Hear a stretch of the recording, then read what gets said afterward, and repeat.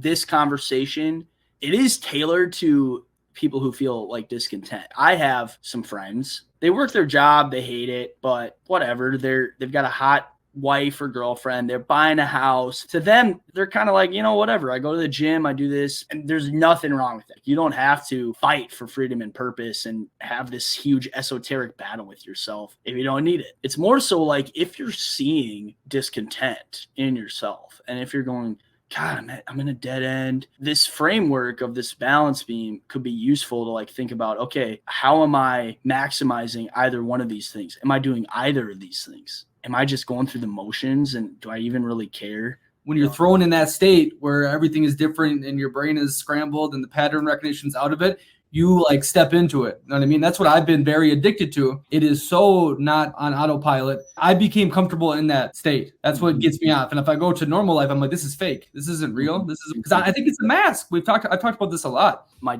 buddy who's there, he has a lot of friends who like quit their corporate gigs, started working in a restaurant because they're like, hey, I have more fun working in a restaurant. I make almost just as good money and I have way more freedom. And I was so sick of tapping away on an Excel sheet for a company that doesn't give a fuck about me. Totally brings you out of autopilot, right? So we were talking about the mundane stuff, people living on autopilot, then getting high off betting on sports games on Sunday, drinking Coors Light, right?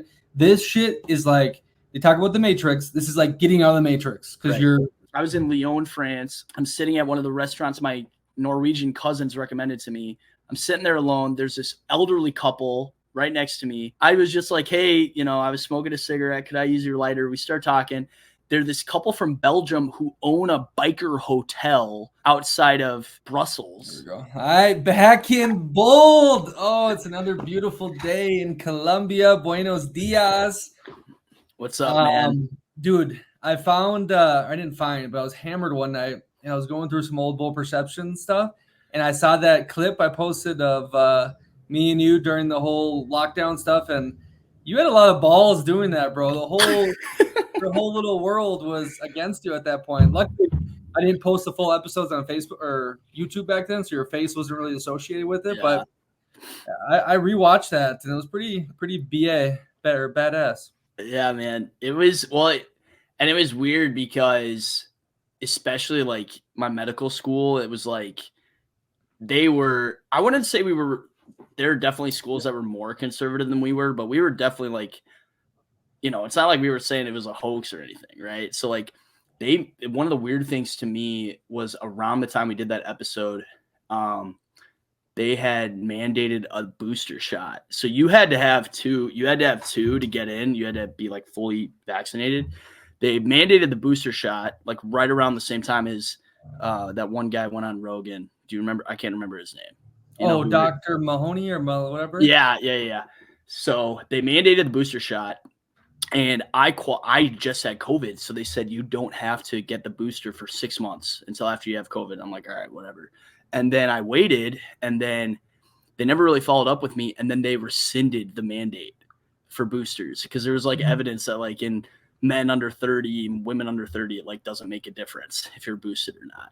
That was that back then. I don't know what the data says now, but it was just like, it was weird because I feel like a lot of people at my institution have kind of backtracked a little bit in context of what we were watching saying. That video, I'm like, why were we even worried at all putting that stuff out there? It seems so common sense. Yeah. And at the time, it was like you were taking a big risk. Anyone doesn't know.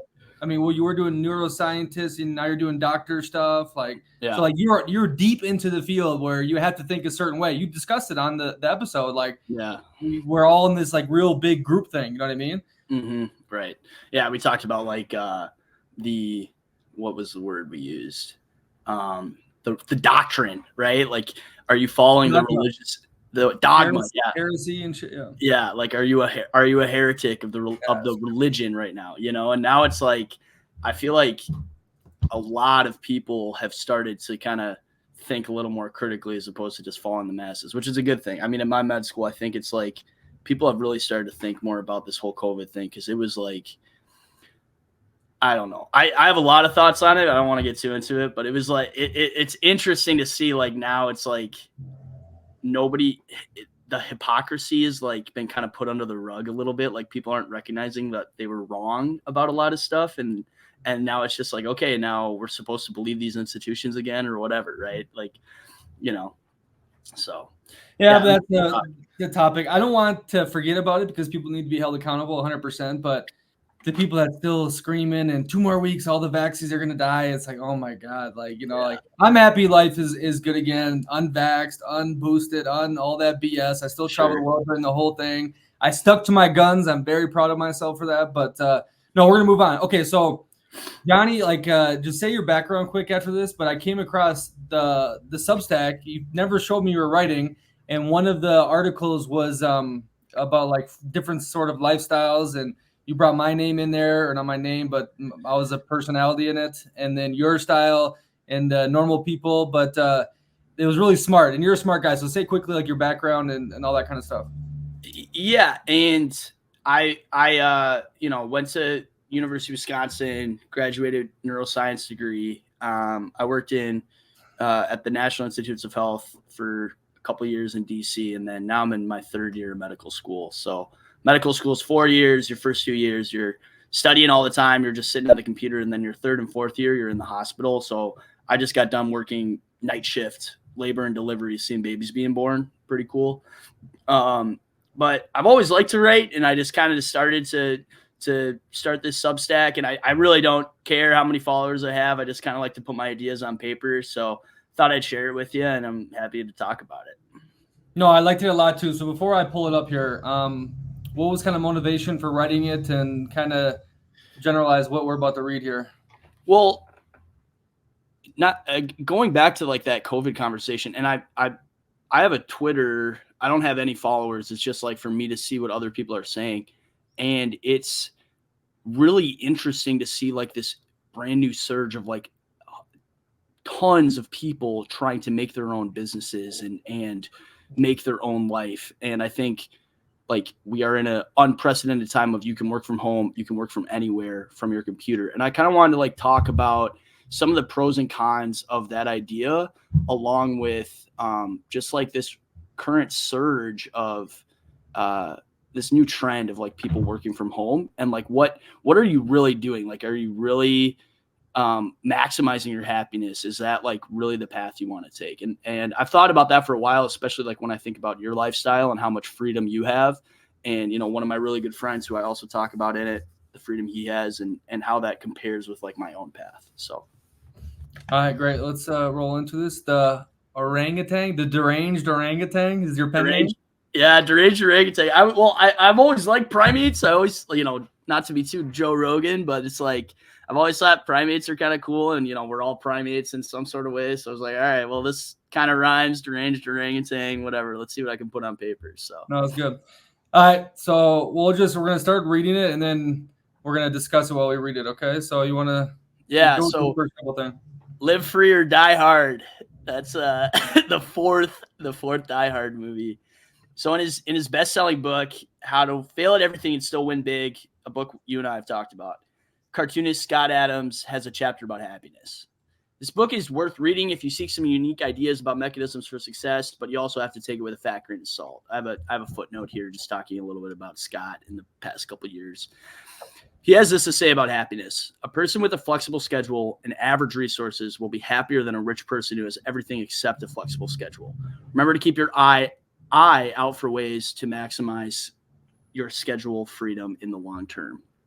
Somewhere in the book, although it might be his other bestseller, Loser Think, whatever, I was trying to find the quote, but I remember him saying, happiness equals freedom plus energy.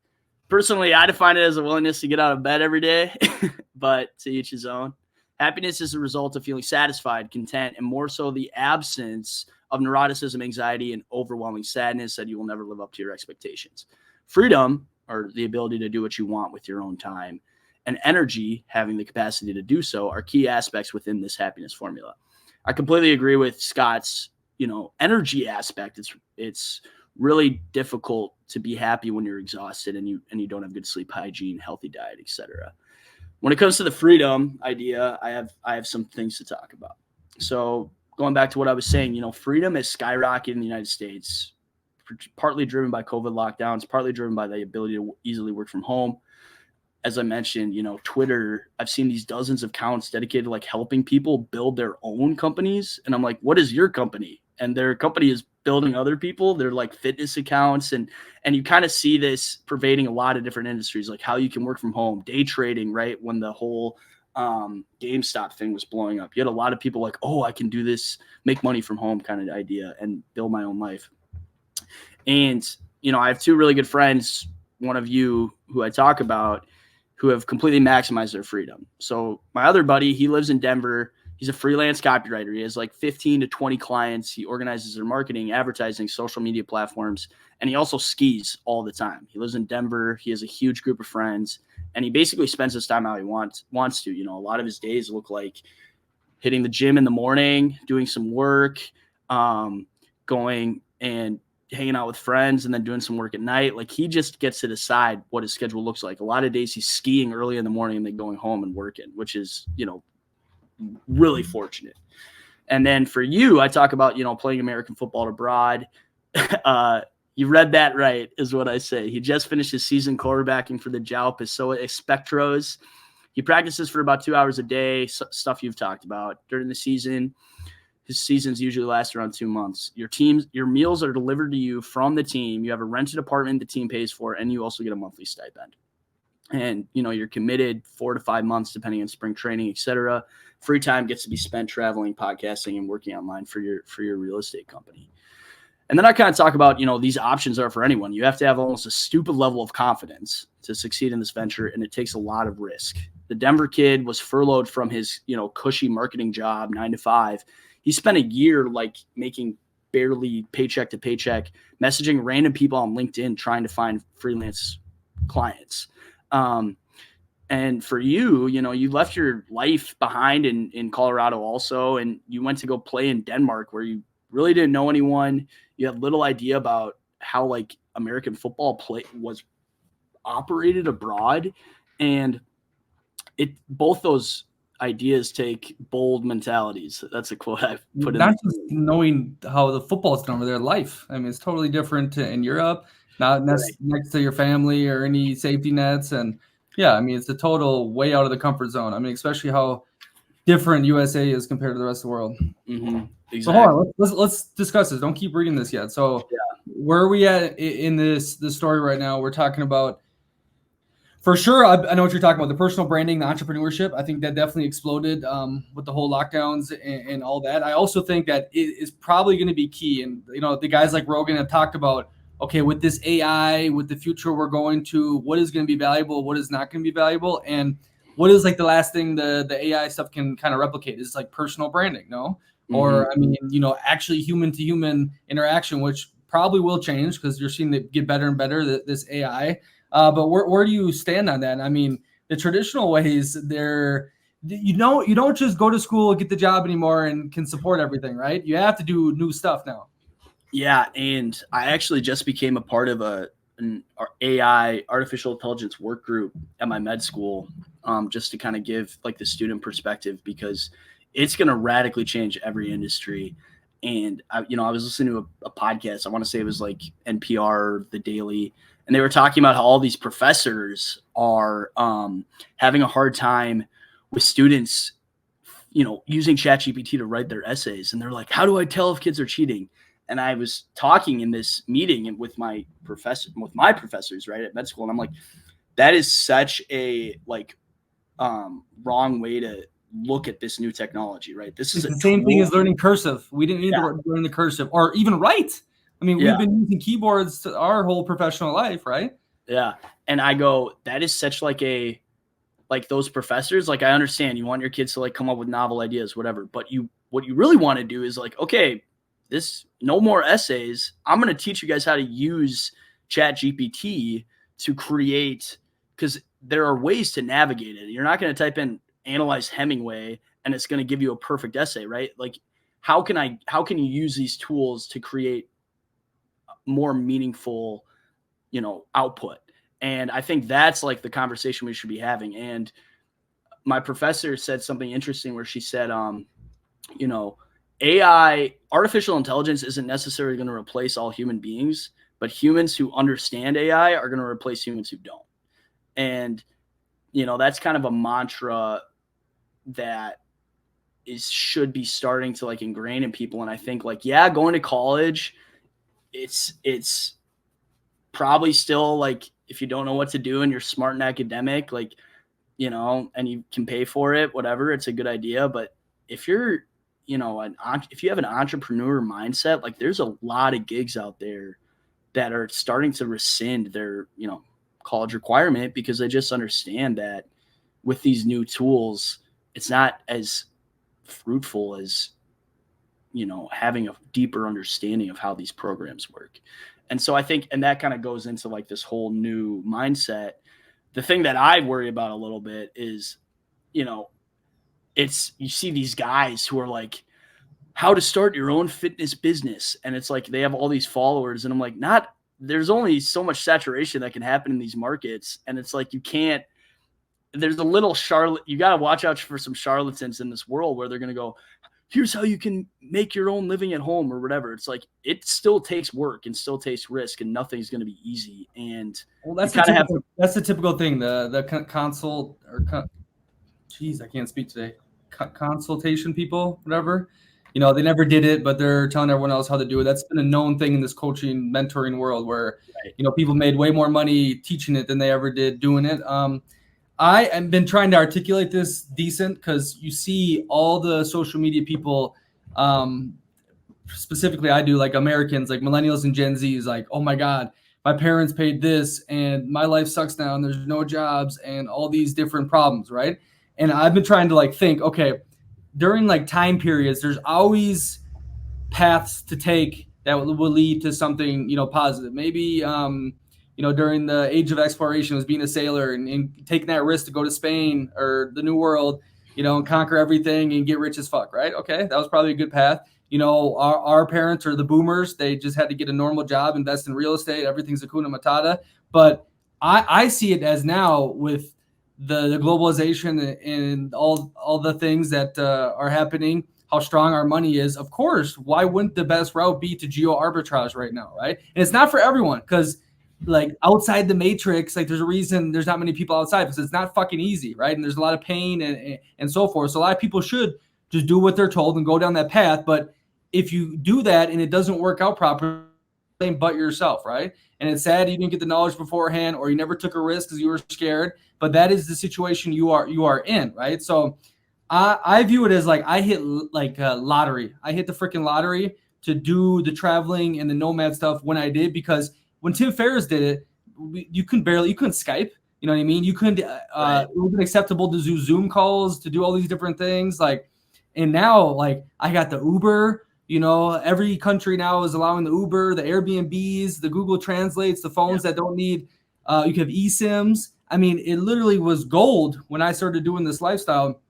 And but that happened because I had fucking balls, you know what I mean? And I made it work. There's a lot of people that they skip out, they need the family and they need this and that, and they had to go back. So did I kind of articulate that decent or no?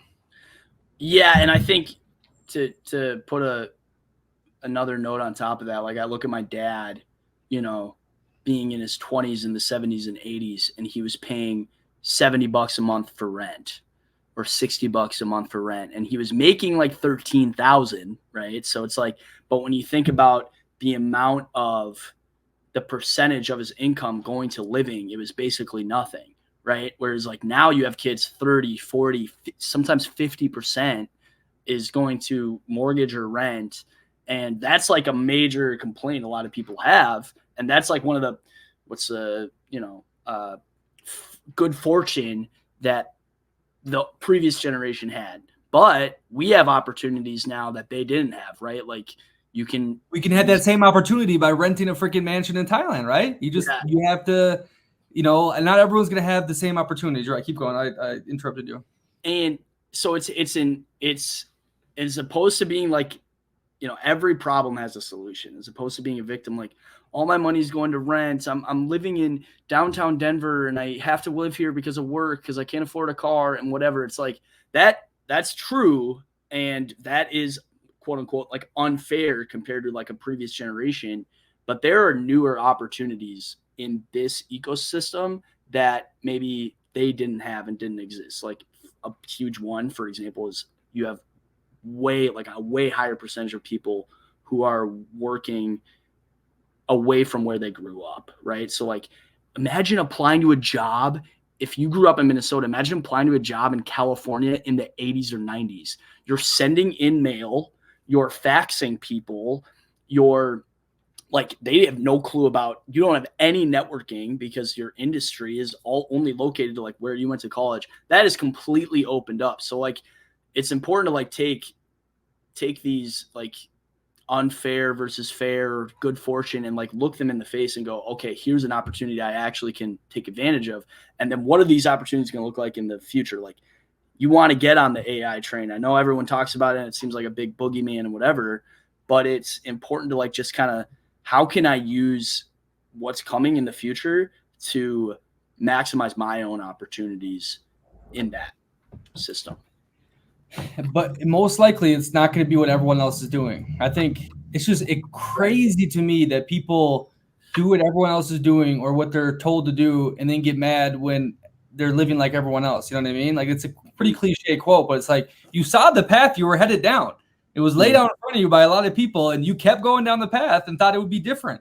It's really confusing to me, but yeah, the biggest lesson out of this stuff is there's opportunity in every age, every direction, and you got to be the one to find it and go, especially now. So like, going back to your point, our parents didn't have the Library of Alexandria in their palms. You know what I mean? Like, I mean, they're like, oh my, you had all this information. And, you know, if I would have had the information, I would have done this and that. And so anyone that is complaining in this day and age is just crazy to me, where it's on you. That's the accountability part that no one wants to take anymore. But okay, let's keep going down this article so we don't get off topic. Yeah. So let's go. Turn the tables. Talking about you. Yeah. Turn the tables. And this kind of goes to what, you know, the path laid out in front of you, right? So my path, I'm in the middle of my third year of medical school. I have a pretty structured existence. I work in the hospital for 6 weeks and I take an exam at the end, right? So I have to work, you know, 30, 40 hours a week, study 20 hours a week, take this exam. If I want to take a day off and I'm scheduled to work, I have to submit a leave request. It sucks. I get 8 leave days a year. That's it, right? So like, I get a lot of vacation, not vacation. I get days off, but I still have to submit like this process for scheduled days that I'm supposed to work to get them off. I'm paying tuition, $70,000 a year to work, right? I'm paying to work for this hospital. It's training, but like a lot of my job is like helping residents, whatever. So my path, while arduous and annoying and sometimes cruel, at the end of this, I'm going to be paying like $500,000 to just get yelled at by burnt out docs. I have a massive payoff. I will probably never be completely free in the sense of have my own complete schedule, but ideally I'm going to be fulfilled. And I'm going to be able to enter a career where I'll be financially stable. I'm going to be able to help others. I'm going to be able to recruit my, you know, potential and my abilities and see some sort of purpose in the patients that I'm working with. My two friends who, like you and my buddy from Denver, they kind of have to fight for purpose a little bit. You know, my buddy from Denver, he loves his life. He gets to ski. He gets to do all these hobbies, but he's a little uncertain about his future. He doesn't know how AI is going to affect his job. He's really confident in his abilities, but it's kind of still up in the air what he's going to be doing in 10 to 15 years. And there's a chance he's going to look back at his 20s and 30s and say, shit, I spent my whole life skiing and I really didn't contribute much to society. And then you're a little more hard-headed. My life is awesome and I'm the fucking man. It could also, you know, be imagined and said, you could look back in 20 years and be like, fuck, I mostly live for myself. You've kind of prescribed to a lifestyle that centers around you and your desires, traveling, etc., as opposed to like a fulfilling goal, recruiting your capacity to make the world a better place, you know. And like, let's chat on this. Let's chat on this. Yeah. That is a big thing I've been talking about a lot with the whole purpose thing. I even said recently, if I didn't have bold perceptions and the American football, I probably wouldn't be doing this travel life because the American football for sure gives me easy, clean cut purpose. You know, when you're on a team, you have one goal, you're all in this together. You got to go to practice. You got to throw the ball. Like, it's laid out in front of you. You have a schedule. You know exactly what you need to do. That's really rare because in life, there's so many different, what way do I go? Do I do this? Like, it's not laid out for you, correct? The football and the sport, it gives you that. plus the relationships you develop with the dudes, going to war with them. I think it's the closest thing to replication of war there is. So obviously there's like intense emotions that I haven't found anywhere else. You know what I mean? I say this all the time, no pussy, no beach, no drugs, alcohol can make me feel as like that struggle, that fighting with these dudes who, you end up celebrating with when you win, right? It's the emotions are so amazing. The roller coaster. I love it. Yeah. But then I also said, so even if I'm doing that American football thing and then like I'm traveling 6 months, doing the nomadic life after the season, if I didn't have what I'm doing here, like documenting as like a diary, networking, helping others, people get inspired from it. The travel like gets blase. You know what I mean? It doesn't matter, this cathedral you see, oh my God, this romantic experience, it gets old, right? And then any traveler will definitely tell you that. So I've really hammered down on this whole, purpose thing about, okay, what is your mission? I think the dude's got to have a mission for sure. Like what makes you most fulfilled? It's usually never material things or sometimes even experiences with people you like and enjoy for sure. I think are beautiful and a lot of what life is about, but, I completely agree with you. So like, where's the balance? I think I have a decent balance, to be honest with you. I'm not just like a stupid rich person that just travels the world doing rich people stuff. Like I feel like I am making a difference with bold perceptions and, but on your thing, I totally get it. It's like that part of your life is going to be set. Like, you know what I mean? I'm saving lives. I have a passion for this. Like, but you're always trapped in it. You know what I mean? Like, so you have all the fulfillment from it, but I don't know. Can you help me expand on everything I just said? And there's like a new trend too, which is like, and I don't want to say it's just, young women who are doing that, but that's who you kind of see it more from online. The whole like anti-children thing, like not having kids, and you see it from guys too, where it's like, okay, we're happily married, we're dinks, the whole new dink thing, double income, no kids, fucking Matt Walsh and Ben Shapiro talk about it. Who cares? But there's elements of that where it's like, okay, so your plan is to have this fat income. You're going to have a sweet house. You're going to live in a big metro area. This is like the dink dream, right? You're never going to have children, and you're going to travel every chance you get. And all these people, or you see like people doing van life. Like, I'm so grateful to not have kids because I'm like traveling and around the world, around the country, living in a van. And I'm like, I like the idea. You're like maximizing your freedom. You're like, hey, I'm going to travel. I'm going to get all these experiences. But you are like incredibly selfish in what you're doing with this path. You're only living for like your id, your hedonistic desire to just have more and more and more experiences. And there's a study, like I quote when I'll have conversations with people about this who like say they never want to have kids. And I'm like, when you look at adults like matched for ages, there was a study that they looked at like happiness scales, and individuals who had kids versus individuals who didn't, like 30s and 40s, the ones with kids were less happy overall than the ones with kids while the kids were growing up. But when the kids were out of the house, the people with kids were happier than the ones without. So it's like, yeah, having kids, like, it's like you don't get to travel as much, you're working, but you're sacrificing so much for the existence of this person. It's such an easy path to fulfillment that you get a lot of reward at the back end when you see this human being like grow up and whatever.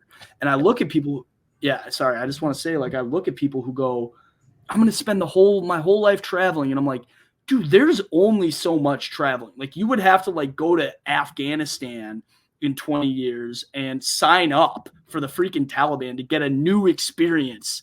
You can only see Machu Picchu so many times, right? So it's like, there's something to be said for this new mindset. It's like freedom. And I go, hey, you got to have a little bit of the purpose.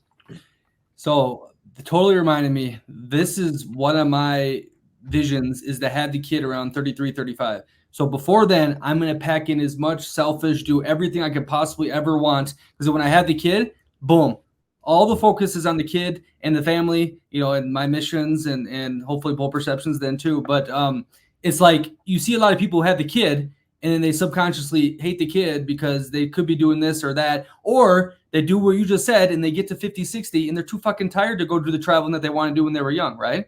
So that was a huge point that you made. I think the family is for sure going to give me a boatload of purpose. So that's selfish though too, because like I want to have the kid for more reasons just to have purpose. Okay, but I think definitely the dink stuff is a little suspect, and I think it'll be fun for a couple of years and whatnot. But almost every traveler gets to that point, like the hero's journey or whatnot, and it gets old unless you can somehow live normal life doing this, and you can do it if you do it slowly, but sooner or later you're going to want to build ties, community. That's one thing I love about the football. I'm thrown into a situation where I already have a community, right? And I actually keep in touch with almost, every country I've been to, the people on some teams, right? So, but yeah, I think, what do you think about that? Me trying to be selfish and get all my stuff out, desires before I have the kid, And I think that's pretty reasonable. It's easier for us as men because we don't have that, genetic clock. It's like if you're worried, we're learning about it right now in my rotation of, 35, the risk for infertility and all that stuff. So it's easier for us to do that and be like, hey, I'm going to start having kids whenever the hell I want. And then I'll give up this lifestyle and, be a family man. At the same time, I do think it's like really important to get out of your comfort zone, to get out of home and do a travel thing, do something. But at the end of the day, you're going to get sick of it. And so having this plan of like, I'm never going to have kids. I'm always going to be doing my thing. I'm going to work at this. And I talk about this in a second, I'm going to work at this shitty corporate job to make as much money as possible so I can travel as much as I want. It's going to get old. And you've got to have something that's going to supplement, your selfishness. It's important to be selfish. It's good. Like, it's like you can't spend your whole life taking care of your parents, but you also have to have like something to give you a little bit of meaning, I think. I think the selfish part too, I really believe in you have to be happy to make other people happy. Yeah. If you're just constantly focused on making everyone else happy and you're miserable inside, I don't think that's a great existence at all. I don't think the people that you're caring about want that for you, right? Mm-hmm. Before I go on to the next one, I had an interesting part. Something about this. I was going to say the traveling does make you super selfish, which I've battled a lot because you're not tied down to anything. You go here, you go there, you're gone. So, and you're always constantly like, your identity switches all the time, or people switch your identity all the time. So you only can rely on what you eternally believe. And you have to be really selfish with those thoughts. Otherwise, this person thinks this of you. Like usually a person living a normal life, like your doctors say, okay, I know Johnny, and they kind of put an image on you and you're kind of that guy at the office, right? But for me, it switches all the fucking time, right? Someone could think I'm the coolest person in the world. Some person thinks I'm crazy. And if I take all these different opinions and perceptions of me while I'm on the road, like my ego and my brain goes wild, right? So I have to be, to survive, quite selfish when I'm all on my own, in foreign different places. Does that make sense? Yeah, definitely. Like it's your self-image changing.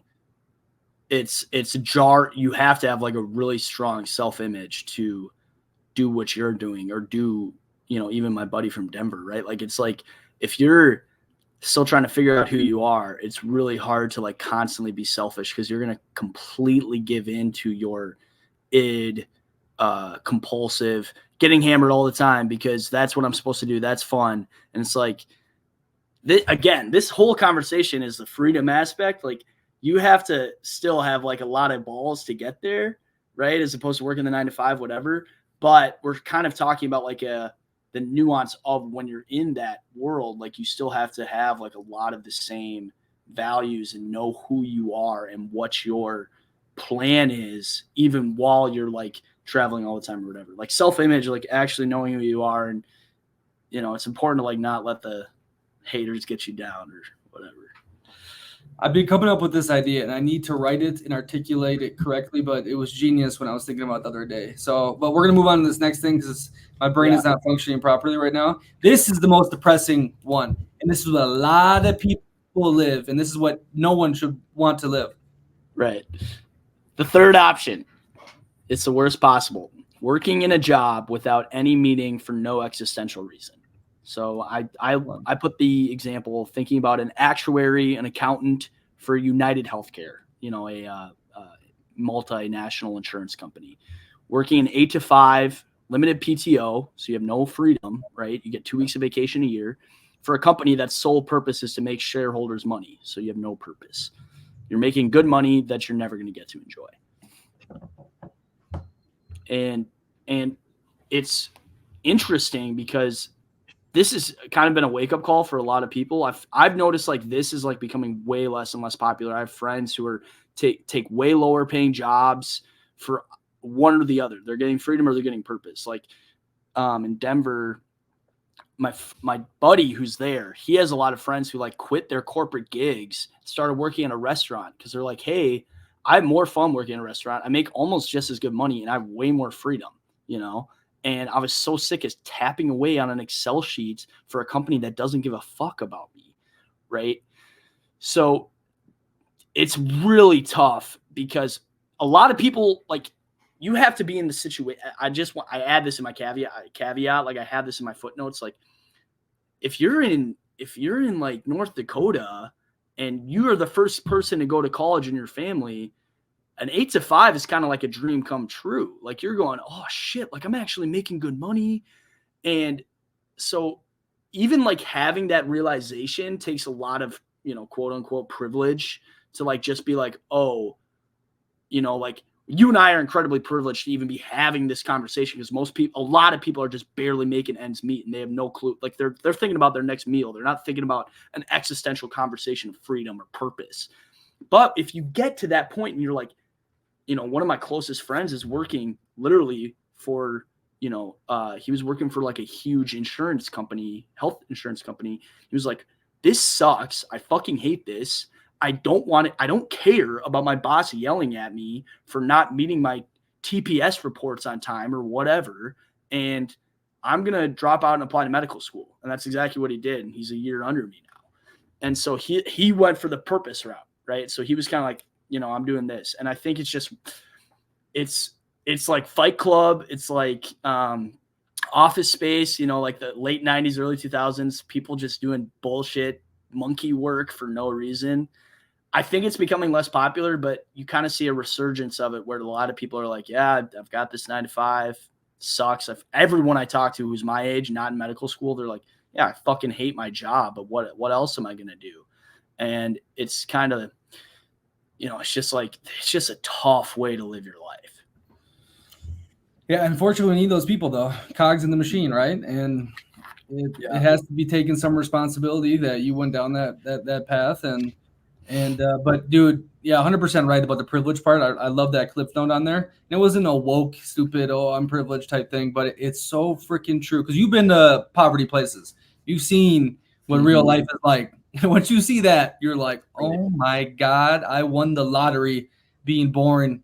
I mean, 95% of the people in the USA, I think, won the lottery by just being born there. And they could have had opportunities that people will kill for. You have to be like disabled, crack mother, or maybe something else for you to not be grateful that you were born in the USA compared to majority of the rest of the world. I mean, it's bad. I have it in the footnote. If you make $50,000 a year, you're in the top 5% of the world's earners, right? And like a lot of us are like, 50,000, I can barely pay rent. It's like, dude, like you have won the lottery just by that is like that's like the average income in the US, and we're in the top 5% of earners. What is it? 70% of the world doesn't have clean water off the fucking faucet.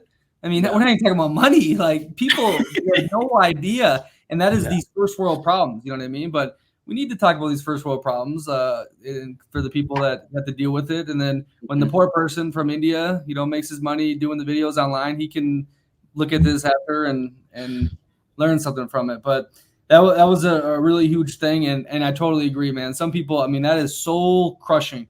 No freedom and no purpose. So you spend your money on the sofa, the whole Fight Club thing, right? You watch the game with the boys on Sunday, drinking Coors Light, and now everyone's betting. So here's the thing I found too, and I did this the other day. First time I've ever, not first time I've ever gambled, but like done like a real sports bet. I did on the Chiefs Ravens game. I won, of course, but I'm like, I was getting bored here, and I'm just like, it's lovely. I'm like, I need to feel something. Like this will I want to like gamble. I want to get drunk. I met this doctor down here, this American guy. He's a dorky guy, but really funny. And so we got hammered there, at Hooters, betting on this game.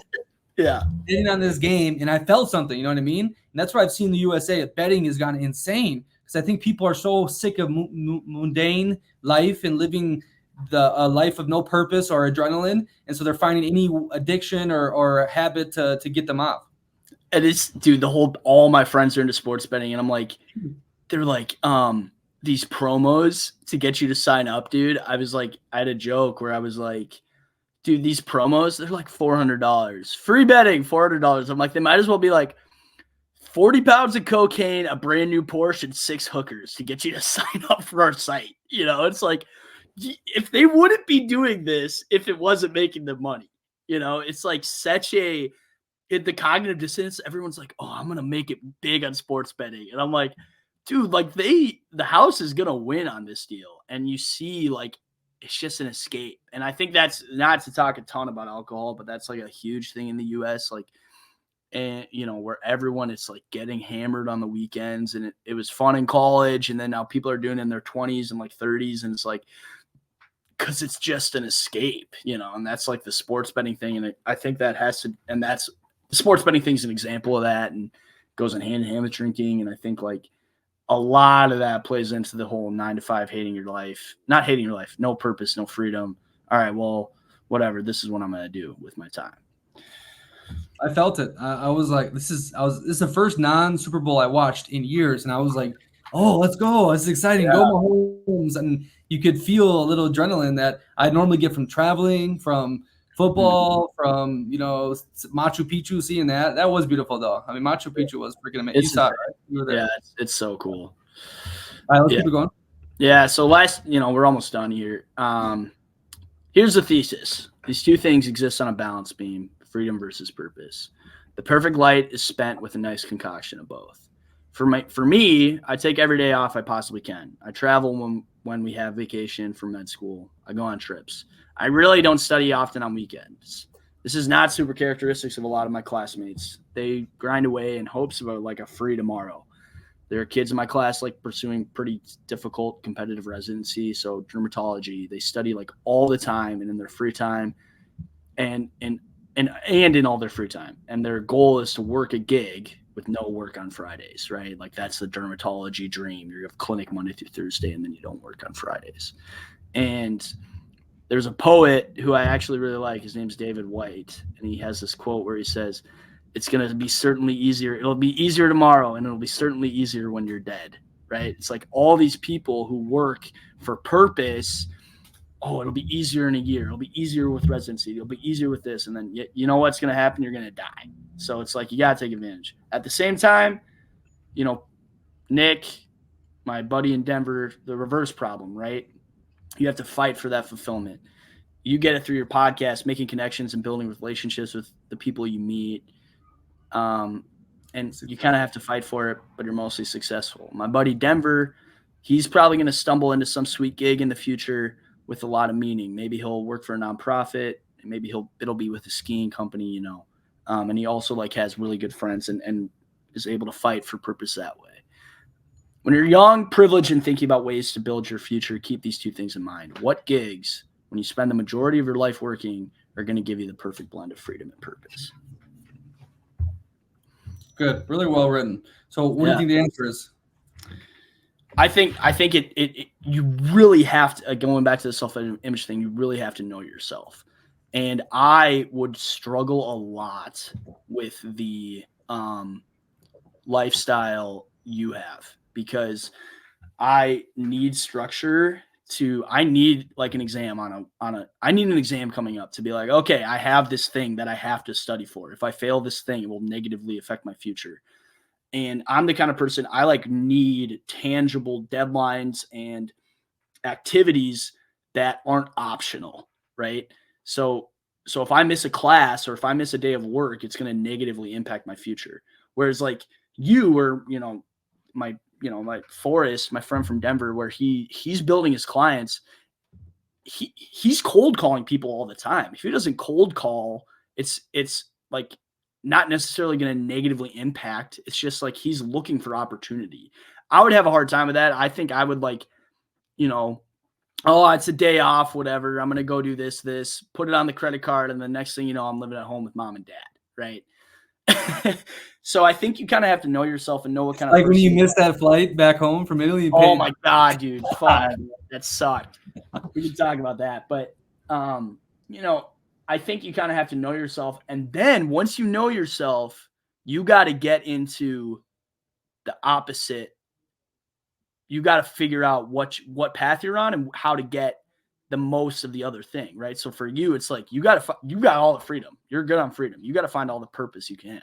I'm the opposite. I've got a lot of purpose. I'm like delivering babies. I'm working with, you know, learning. I'm you know, fine tuning my brain on all the pathology of the human body, et cetera. And at the same time, like I get burnt out, man. I need a vacation. I need to hang out with. I need to go skiing. And I do more trips than the average med student. Like people are like, how the hell do you do all this? And I'm like, one, I don't care that much. As long as I'm doing well and not doing well, but as long as I'm passing, it's not like I'm constantly neurotic about my exams and studying all that time. Whereas a lot of med students are just really one track, or grad students in general, just one track focus, really hard for them to get out of that headspace. You know, that's a big thing for me. Like I don't have a lot of anxiety when it comes to, I'm going to take this time for me and maximizing my freedom. You know, and I'm pursuing a specialty. You know, I'm thinking about doing emergency medicine, and a big part of that is emergency med is all shift work. So when you're done, you're done. You're never on call, right? So you're never sleeping at home and having to get called in the hospital because somebody else is taking your shift. There always has to be someone at the ER. And I want that because when I'm off, I want to be off. And you get a really flexible schedule. You shift work when you're working and you're working your ass off. When you're done, you're done. My worst nightmare is being, you know, a neurosurgeon, and I'm constantly getting consults. I'm constantly having to go in when I don't want to be going in, etc. And yeah, you're making great money, but then I go, okay, well, when am I spending it? When am I enjoying it? So I think like knowing yourself and understanding this balance beam. And again, this is only for, you know, 1% of the population, really. A lot of people are barely making ends meet out there.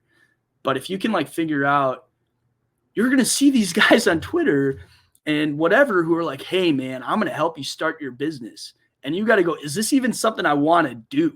You know, it's going to look real appealing, picking that apple from the tree, but knowing yourself, knowing your strengths, and you can be like, hey, maybe I'll work for this company, this small startup or whatever, and I'll do some or I'll do some finances or sales, but I'm also going to have work hard, play hard kind of deal. Or maybe you do the opposite thing and like, hey, I'm going to build my business, or I'm going to bartend, I'm going to, you know, travel the world. But then you kind of have to go, okay, make connections with people and give some money back to the parents or whatever to kind of make yourself not look back and go, shit, dude, yeah, I spent a lot of time having fun, but what was the point?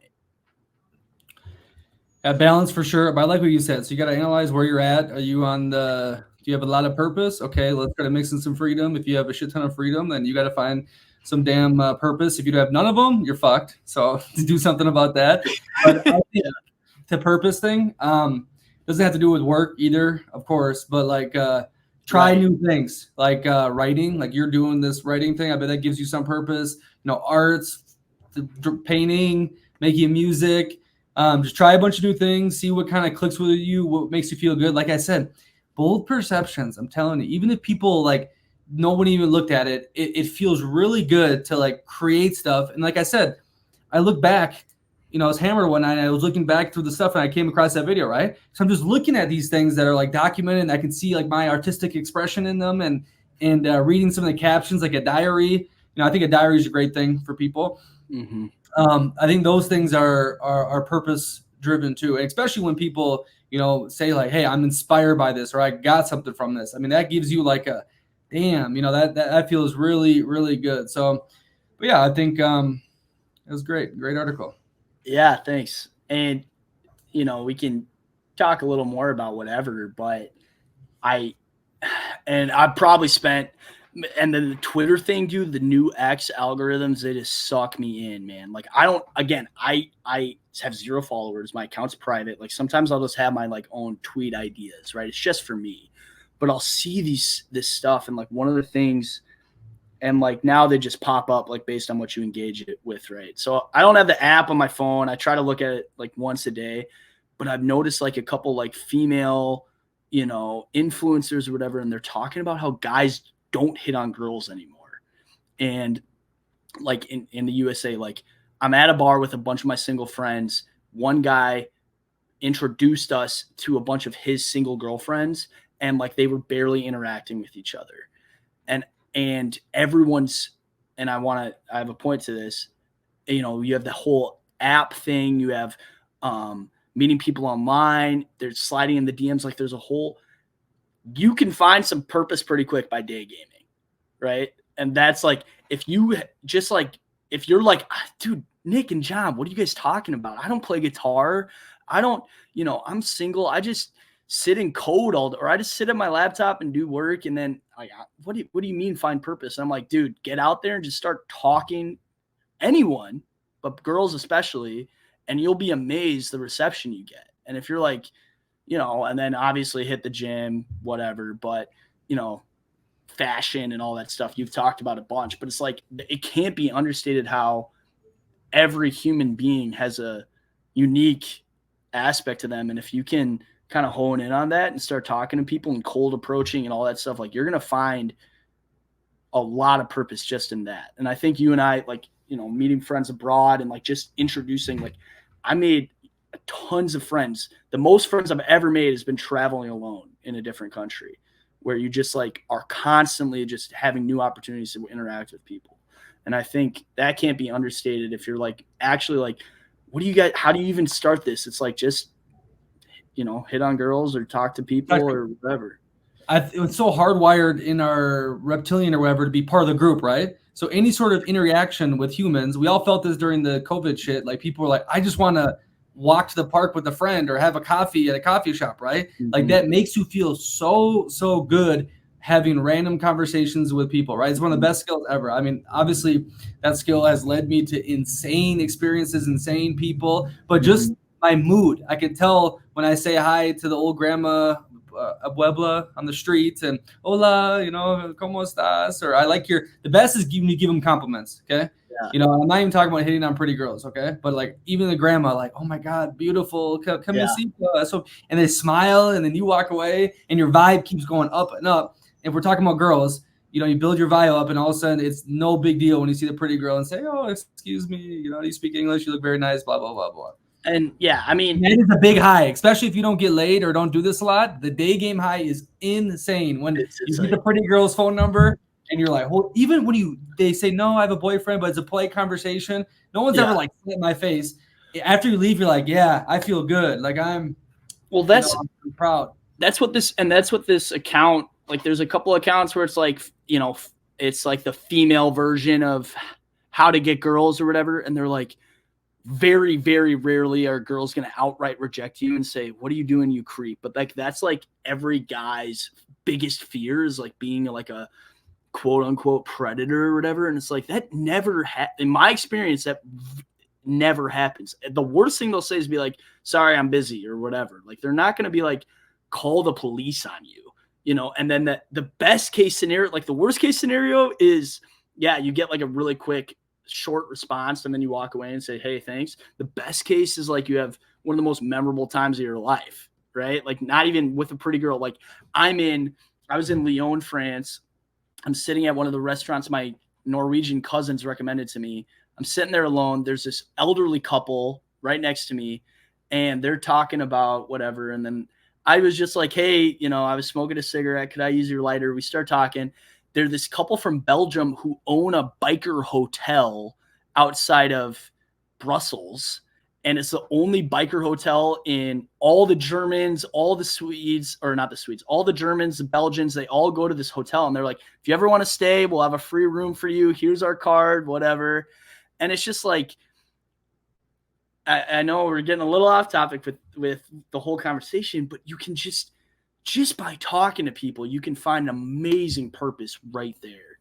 And you're going to be surprised at getting out of your shell a little bit. And yeah, it has to do, okay, you're abroad and you're traveling, you're an American, but you'd be amazed. Like if you're just going to a coffee shop and you see another guy studying, you just go, hey man, what are you working on? You know, and you could have a friend right there, you know, a pretty girl. And that's everything we've talked about. Well, dude, it totally brings you out of autopilot, right? So we were talking about the mundane stuff, people living on autopilot, you know, then getting high off betting on sports games on Sunday, drinking Coors Light, right?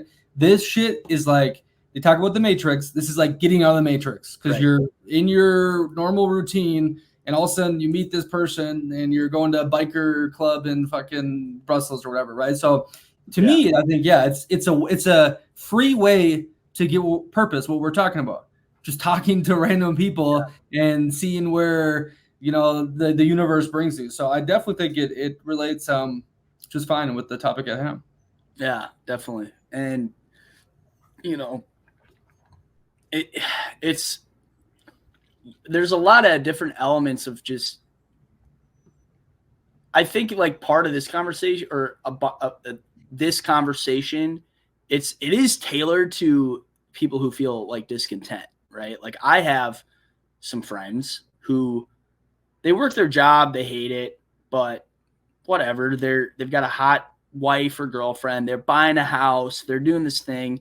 To them, they're kind of like, you know, whatever. I go to the gym, I do this, blah, blah, blah. And there's nothing wrong with that. It's fine. Like you don't have to fight for freedom and purpose and have this huge esoteric battle with yourself if you don't need it. It's more so like if you're seeing discontent in yourself and if you're going, God, I'm in a dead end, this framework of this balance beam could be useful to like think about, okay, how am I maximizing either one of these things? Am I doing either of these things, right? Am I just going through the motions and do I even really care? You know, if you're happy going through the motions, good for you, man. More power to you, right? Like get married, have a hot wife, whatever, you know. It's more so like a lot of people I think are starting to become unhappy or I know not becoming, but I notice unhappy people that this conversation could give them a new strategy for dealing with some of their issues. Not even discontent, but numb. I think a lot of people, it seems like, have become like dulled from since the whole pandemic and whatnot, and drilled into their phones. And so I think it's I think it's a good framework to look at your life and figure out, okay, you know, let's switch some things up if I'm not feeling happy. Because like I always say too, if you're happy, oh my God, stay on the happy train. Hakuna Matata, you know what I mean? If it's fake happiness, you got to be careful, you know. But if it's like genuine, non-drug induced or stuff that you can't replicate all the time, like then you're good. Hakuna Matata. Yeah, for sure. And you know, I've been doing dry January, so I haven't drank at all this month, and it's like going back to the drug induced thing you were talking about, like I feel so much better during the week. It's great. Like I'm like, oh my God, I finally like have some energy. And then at the same time I go, well, you know, it's just me hanging out with my girlfriend. It's not like I'm really doing a ton of it's just a lot of relaxing when, you know, watching TV when I'm not working. So it's like that's a fine balance too, is like how much are you partying and getting all this, you know, fake happiness. Whereas like, you know, again, when I was in France, I would have a bottle of wine and I just meet a bunch of people and it's like, right. You know, your mind's blown by how much you're capable of. And so that's kind of something too. It's like, yeah, are you using alcohol to numb yourself or are you using it to have this meaningful interactions with people and, you know, hang out with your friends. And that's kind of a balance beam in and of itself too. Yeah. And the traveling thing, though, what you said, I think it puts you in that out of the matrix place. It's a cheat code to getting that feeling. Because like you said, you could do a lot of that same stuff in USA. Obviously, you know, European cities are smaller. There's more people walking around. Okay, blase. But you could have those crazy experiences back home if you really wanted to. But when you're thrown in that state where everything is different and your brain is scrambled and the pattern recognition's out of it, you like step into it. You know what I mean? That's what I've been very addicted to, is because it is so not on autopilot that I became comfortable in that state. Right. That's what gets me off. And if I go to normal life, I'm like, this is fake. This isn't real. This is when I'm like real life, and because I think it's a mask. I've talked about this a lot, that everyone, puts on a mask in any sort of lifestyle, but there's an extreme mask when you're in adult life and you go into 9 to 5 and, the same shit. And you have to make sure you put the face on for the church. And to me, it's like, I can't, that's totally Twilight Zone to me now. I'm too far gone. There's no getting back. You know what I mean? Yeah. I'm addicted to that out of the autopilot, out of the matrix type of way of life, but that can only go so far, and that doesn't fulfill you completely, right? After the travel highs leave you, then you're left with nothing. Then you're left with like, this world sucks, everything is terrible. Like, so you have to find the purpose that goes back to our balance beam of, Yeah, and I have some of the kind of a final thought is, so my dad's from North Dakota, and so I've got a bunch of cousins who live in like literally bumfuck North Dakota, and it's beautiful. Like it's a really interesting. It's like so rural and desolate almost, that it's like got this weird like beauty to it. Like you're just in this landscape. But I was living in Minnesota. I went to University of Wisconsin-Madison. And, I would go home and talk to them, and they're like, wow, like you're so far from home. Oh my God. To them, like going to Minneapolis is like a once in a year trip. And it's like very intimidating and scary. And it's like the big city, there's all this crime or whatever. And we grew up 20 minutes away from there, and they're living 4 hours. And to them, that's like New York City is Minneapolis. And then I'm telling them, yeah, I moved to Washington, D.C. And it's like, their minds like explode. Like it's just too much to comprehend, And then it's like, I have a friend who plays American football in Europe, and he is currently living in Warsaw or living in Białystok, Poland right now. And it's like, they don't even hear what you said. It just goes in one ear and out the other. And it's like, if you can, and again, they're great people, super fun, easy to hang out with. But if you can kind of like push yourself past that mindset of anything is possible, that's like what we're talking about, breaking out of the matrix, right? Like nothing is really that scary once you're there. It's all limiting